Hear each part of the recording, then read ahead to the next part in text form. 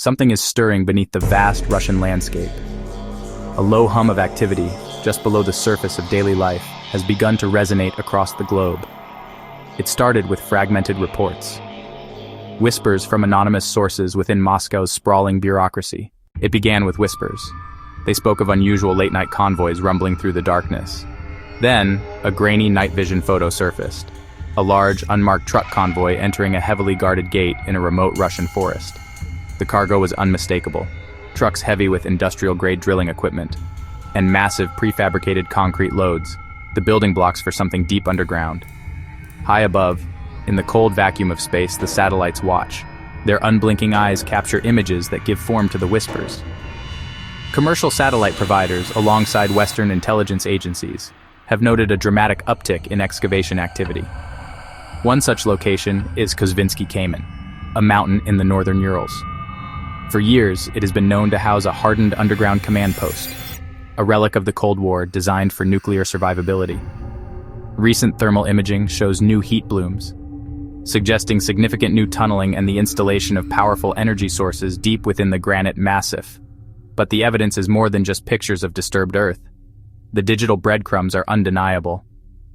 Analysis of multispectral satellite data reveals subtle changes in soil composition, indicating deep excavation.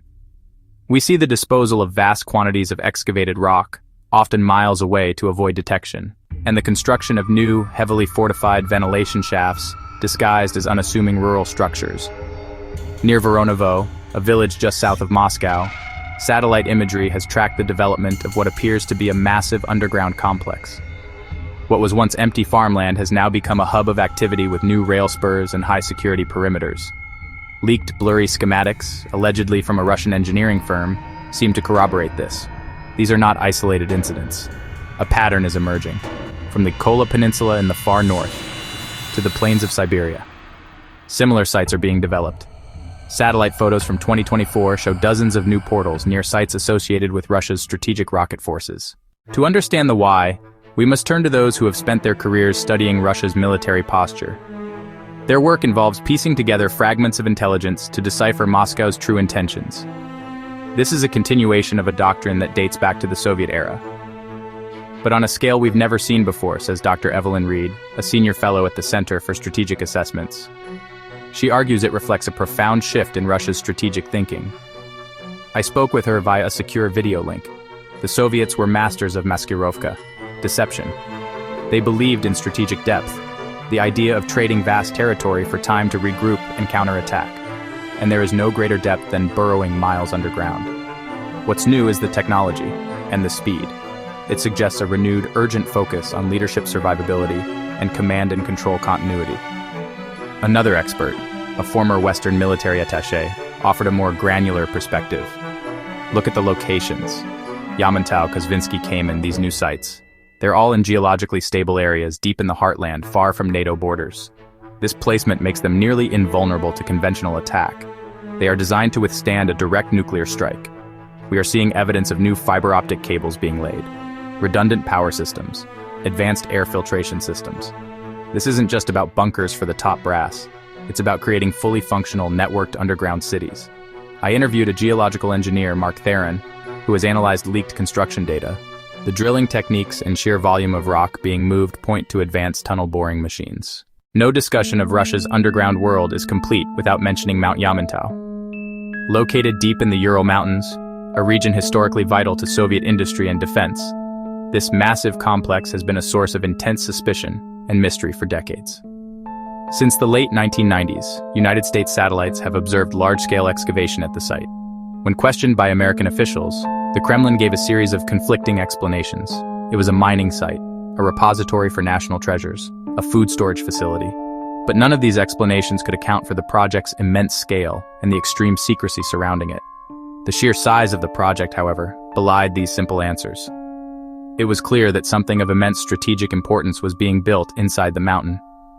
Recent intelligence, compiled in a classified 2024 report that has since been partially leaked, suggests that the work at Yamantau never stopped. In fact, it has accelerated.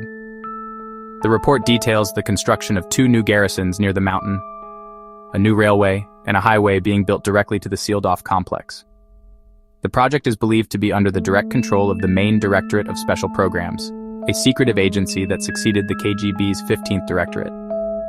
Yamantau is often referred to as the crown jewel of this system, a sprawling underground city rumored to be capable of housing up to 60,000 people. What could be the purpose of such a colossal undertaking?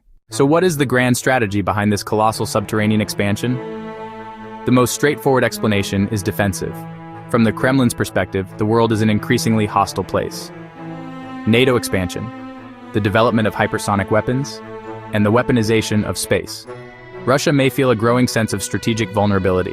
In this context, building hardened, deep underground shelters for leadership, military command, and critical infrastructure is a logical, if extreme, defensive measure. It is the ultimate insurance policy, ensuring the state cannot be decapitated in the opening moments of a major conflict. This doctrine is deeply rooted in Russian military thought. Surviving a first strike and being able to retaliate is the cornerstone of nuclear deterrence. If your adversary knows that your leadership and command systems are impervious to attack, it makes them far less likely to contemplate such an attack in the first place. However, there is a more unsettling interpretation of these activities. A nation that is confident in its ability to survive a retaliatory strike might be more willing to take risks. If your leadership believes they are safe in their nuclear-proof bunkers, does that lower the threshold for using tactical nuclear weapons? As of today, September 12th, 2025, the drilling continues. The convoys move in the dead of night. Satellites watch as mountains of earth are moved. The Russian government remains officially silent. The lack of any credible public explanation is perhaps the most unnerving aspect. It creates a vacuum filled with speculation and fear.